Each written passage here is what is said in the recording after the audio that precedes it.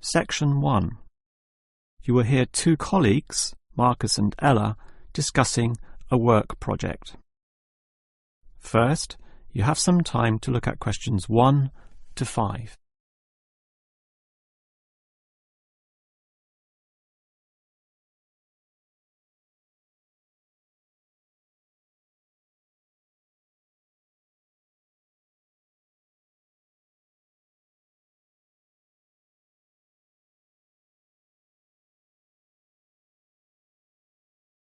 You will see that there is an example that has been done for you.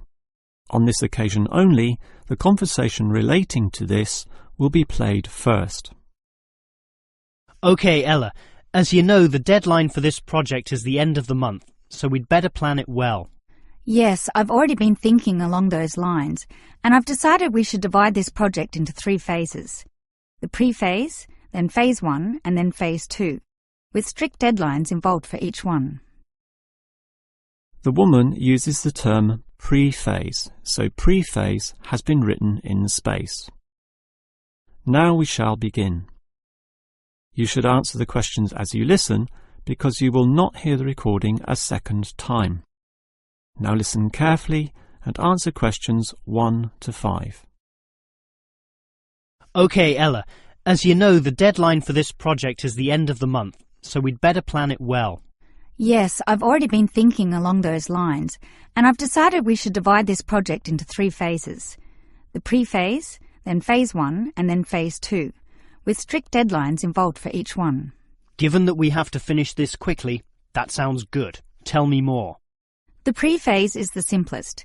We just need to allocate a space or a place to do our planning, and this space will need to be quite big. Sure, and we have to decide on the equipment needed as well.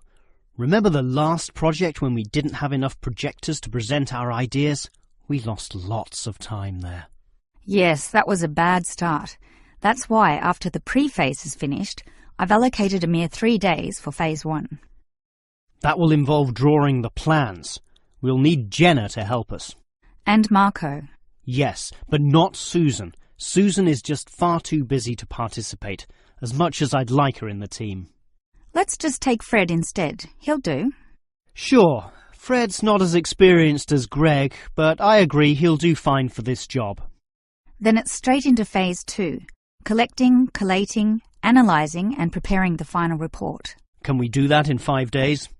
I think that's optimistic, which is why I scheduled 6. That's almost a week. Do we have that much time? We do, and with the right people, 6 days should see the job done. Who are the people for this phase? Arthur and Rob, right? No, Arthur's got other things to do, and Rob's on leave, so Mike alone will be the main man on this part. He's done it before, so it should be fine. But he may need some help with the smaller tasks, someone who is good with detail and procedures. Peter's not free at the moment, so I can arrange Leo to chip in some time and advice. Leo's very useful, particularly under pressure. And that's everything sorted. Well done, Ella. This report should certainly be ready in time. Before you hear the rest of the conversation, you have some time to look at questions 6 to 10.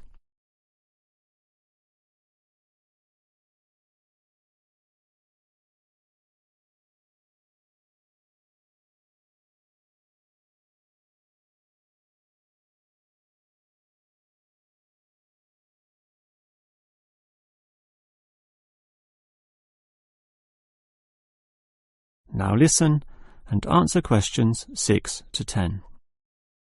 OK, Ella, you've done a good job with the basic time frame of this project, but what about specifics? What sort of specifics? Well, things like information gathering. Are we going to use questionnaires like we did last time? I was thinking of using the internet to ask people to give their views, but you often get such silly responses when you do that.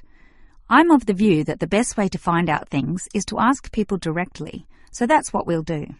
OK, but that will take longer. We'll probably even have to do some of the work at home. No, I don't think so, as long as we stay back at work for some after-hours meetings. Well, that's better than coming in early. No one functions well in the morning. Also, the final report will need at least 2 appendices.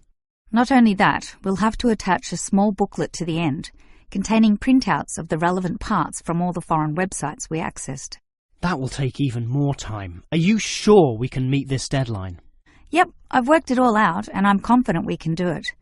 Phase 1 should be finished by the 5th, leaving Phase 2 to begin about the 8th or 9th. Now, there's a public holiday on the 10th, meaning that everything should be able to be submitted on the 15th. And after that, we can relax and celebrate on the 25th when the design division gives us approval to go ahead. Ha! You're assuming that the design division will approve this, and that's not guaranteed at all. Oh, come on, Marcus, be positive. You know this should be approved. In fact, I'm even planning the celebration when this is all over. Oh yeah? What's on the agenda then? Well, we definitely don't want to party in the office, do we? We'll want to get away from this place, and we're all too busy with our own lives and families to find a mutual time free for a dinner party. So I thought we'd just buy some nice expensive gifts for everyone who participated. We can just give these to the people here in the office. That sounds fine to me, but make sure they're not too expensive. The budget department will never approve the cost. Don't worry, I know how much I can get away with. All right, I'll leave that with you. That is the end of Section 1. You now have half a minute to check your answers.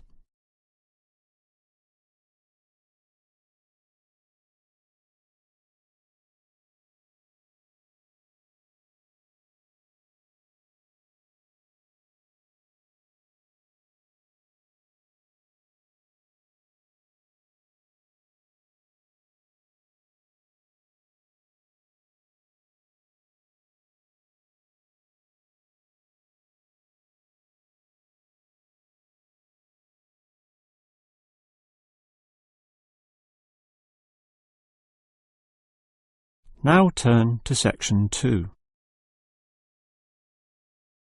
Section 2.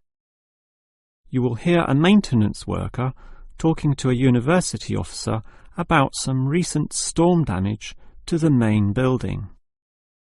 First, you have some time to look at questions 11 to 15.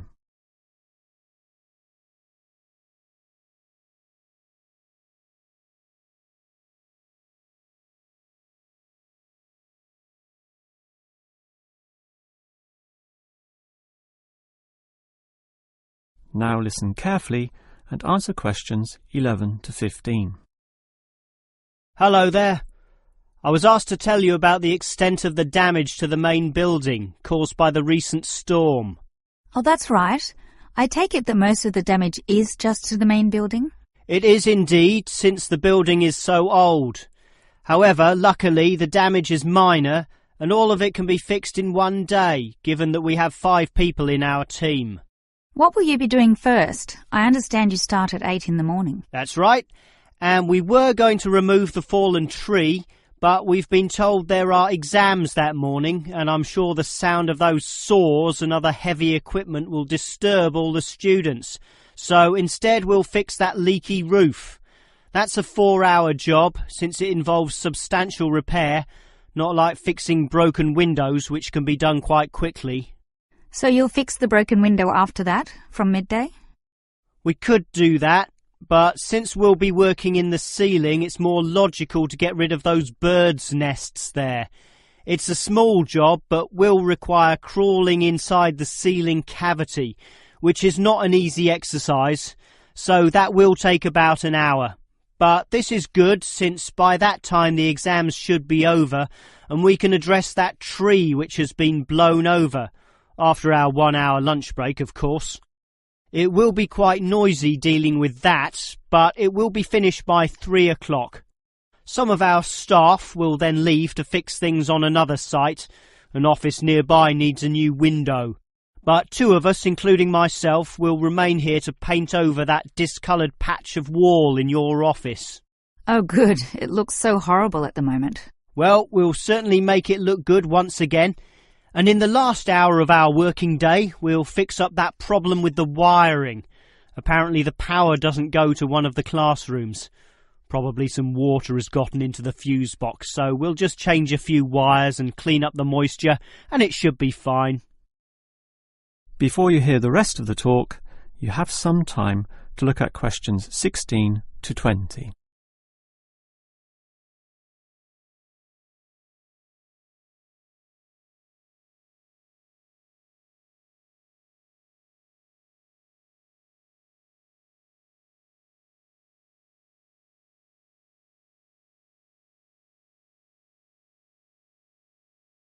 Now listen and answer questions 16 to 20. I certainly appreciate all the effort you and your team are taking to fix things here, but I do have one request. And what is that? You said you're going to paint the back wall in my office. Will it be the same colour as before? Yes, we'll make it a nice white colour. Well, that's the point. I'd prefer it to be yellow to match the furniture. The furniture is orange, actually, but I think yellow's a nice match. Can you do that? We can certainly do that. Yellow it is. Certainly a prettier colour than just plain white, or the blue in my kitchen at home for that matter. And we can leave the paint can with you in case you need to do some touch-ups or if the stain reappears. I'll just leave it in the garden shed, the one next to the main classroom. And incidentally, about those birds in the ceiling, I was just investigating and I heard the chirping of little baby birds in there, so there must be some young ones in a nest.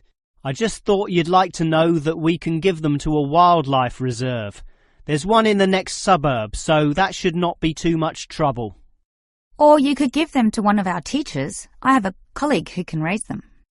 I would say the wildlife reserve is a better option, since the people there are used to dealing with animals. And as for that fallen tree, we'll cut it up into small pieces, and that can be firewood in my house, so that won't be wasted either, although the smoke will cause some pollution. But I have a special licence for my fireplace, so no one can object to that. I've noticed also that the university has a garden bin for the smaller items, leaves and sticks and bark and so on, so we can dispose of material in that also. You do have some waste piles out the back, but a proper garden bin means that the material will be recycled, and that's better for the environment, so you can rest assured we will use that. That is the end of section 2. You now have half a minute to check your answers.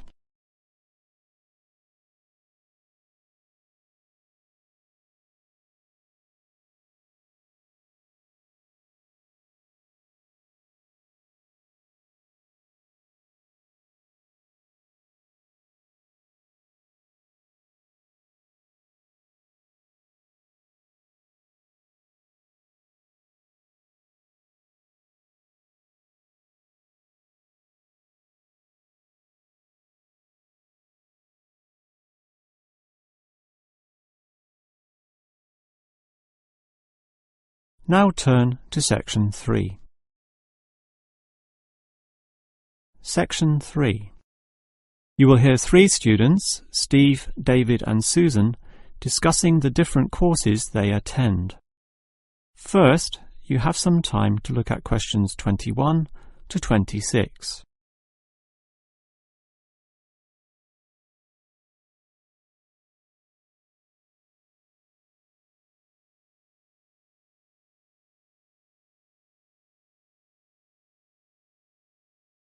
Now listen carefully and answer questions 21 to 26. Well, gentlemen, we've almost finished our second semester at this university. What do you think of all the courses we attend? On the whole, I'd say they're quite good, apart from social history, which I find to be a little too inexact. Yes, the lecturer's style is also very, very dull. I certainly agree with you there, although I would say that the textbook is more interesting. Welfare State. The subtitle says, An Examination of Social Development in the 20th Century.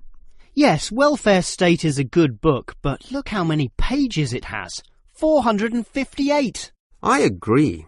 It's just too long to be easily read. Far too long, although it's certainly well written in parts. Yes, and if you compare it to the textbook for cultural studies, what's it called? Inner Views, I think. No, that's the book for media studies, and we finished that subject last semester. The book you're thinking of is In Perspective. Oh, sorry, you're right. In Perspective. And the subtitle says, A Comparison of Social Groups. Somewhat interesting, wouldn't you say? Well, mildly so, as is the subject, dealing as it does with such a wide variety of issues. But the book itself certainly oversimplifies a very complex subject. I agree. I also got annoyed at its constant oversimplification. Life is more complicated than what it suggests. Yes, but what you call oversimplifying may well be considered clarifying. Look at this other textbook, Government in Action. Some may say that it also oversimplifies, but it must do so in order to present a coherent picture of an equally complex subject. Government in Action? Which subject? It's the textbook for political theory. Oh, I hate politics. That's why I don't like the active leadership subject either. And most of the stuff in that political theory textbook is based on the American system. You see, it's written by Americans, so it's not even relevant to us here. I'd agree with you there. It's not relevant to us at all, since our government uses the Westminster system. Yes, I suppose that is a problem. Before you hear the rest of the conversation, you have some time to look at questions 27 to 30.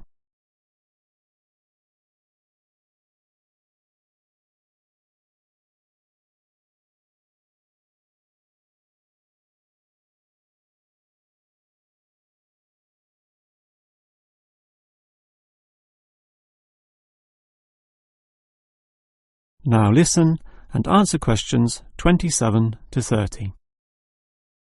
Well, it seems we all have certain criticisms about the textbooks we're using, but at the same time we all like some elements, at least, of the subjects we're studying. What's your favourite subject, David? I'm not sure. I like political theory, but... Cultural studies is by far the best, even better than political theory, which I also like, but just not as much. Why do you say that, Steve? I was thinking perhaps social history is worth considering as best.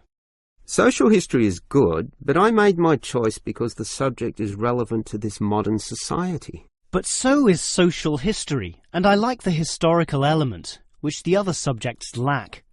Even political theory examines history only briefly and in a very narrow way, so I'd say social history is the most rewarding for me. What about you, Susan? I think social history is certainly very good, but political theory is, in fact, the best, since basically every human system boils down to politics. So, despite a certain irrelevancy in the details, the basic message remains as relevant as ever. Oh, Susan, you can't be serious. Let's ask Olive again. She's over there. Olive! Which subject do you think is the best? Ah, a difficult question. I'm very interested in culture, so cultural studies is certainly my cup of tea. But I'm politically active also, and hope to pursue this as a career. So political theory would be the one I'd pick. I don't believe it. Even with that irrelevant textbook? Don't listen to him, Olive. You have a right to your own opinion. That is the end of section 3. You now have half a minute to check your answers.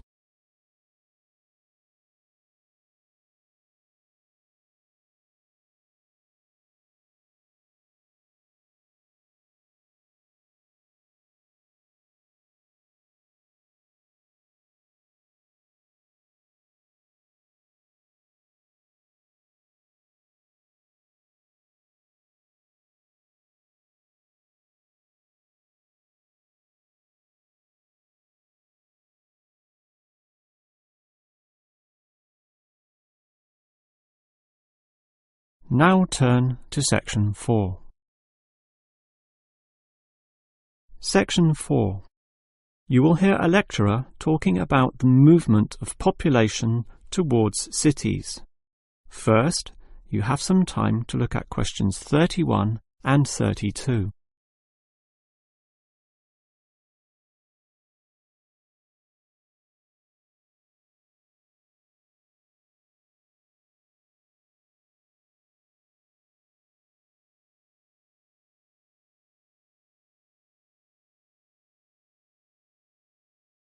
Now listen carefully and answer questions 31 and 32.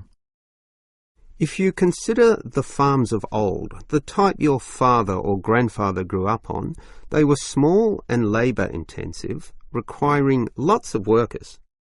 In addition, they often had a diversity of products, be that animal or vegetable, say cows and sheep, or oranges and lemons, with some peaches and a few chickens on the side for the production of eggs. The many workers involved raised their families who needed products and support services, such as medical clinics and schools, so the small country towns had mercantile activity, storefronts and community participation with all ages present and a distinct town culture. And how it has changed. Travel to any small country town in virtually any developed country, and you will often see that these places are now somewhat forlorn and deserted, lacking life and vigour. Many of the residents have long since moved towards the big cities, so the country areas have become depopulated and their downtowns empty. This phenomenon is so predictable and widespread that it even has a name, rural flight or rural exodus, and it has produced some fairly predictable problems. Before you hear the next part of the lecture, you have some time to look at questions 33 to 35.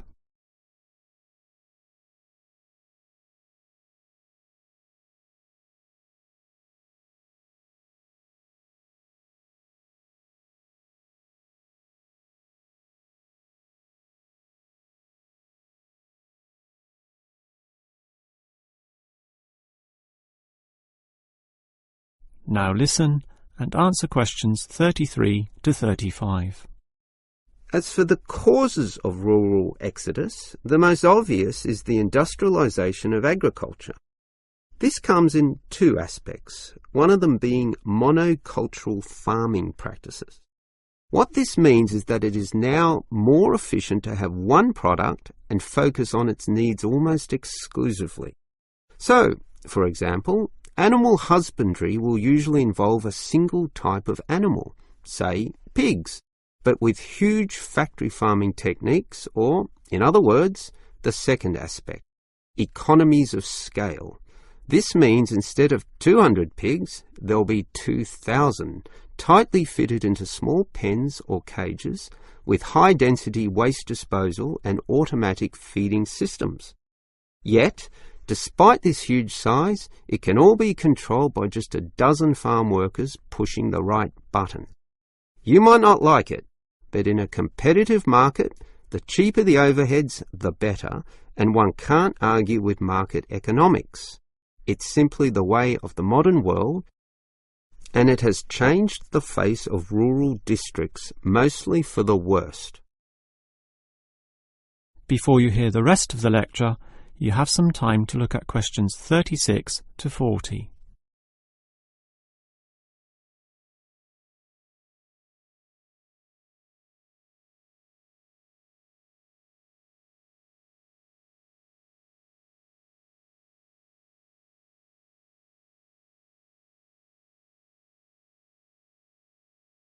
Now listen and answer questions 36 to 40. We can talk at length about the problem of rural exodus, but what about solutions? Well, there is certainly some cause for hope, since many are now feeling the negatives of increasing urbanisation, negatives which the countryside generally does not have. Thus, tourism, for example, is certainly one avenue of revenue and revitalisation. The most important consideration here is that the local residents themselves participate in developing such initiatives and deciding what happens, since outsiders, be they state government or city-based planners, do not fully understand the local settings, the possibilities which may be on offer, or the town culture, since even small rural areas can be highly distinctive from neighbouring ones. For example, the Daylesford area has developed a tourist industry based on the natural springs there, putting forward the angle that this water is relaxing and revitalising for the health.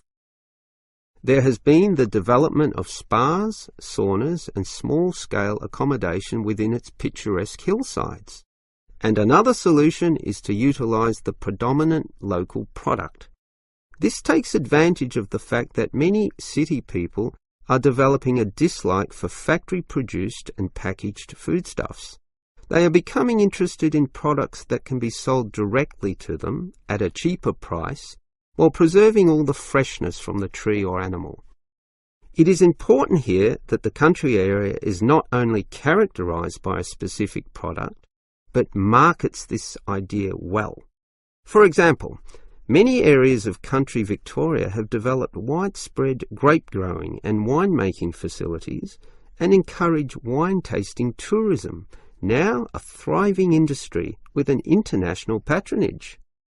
Similarly, Harcourt is famous for apples, Shepparton for mature cheeses, and Mildura for its citrus products.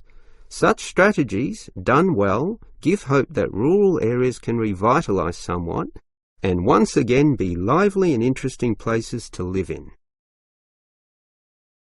That is the end of section 4. You now have half a minute to check your answers.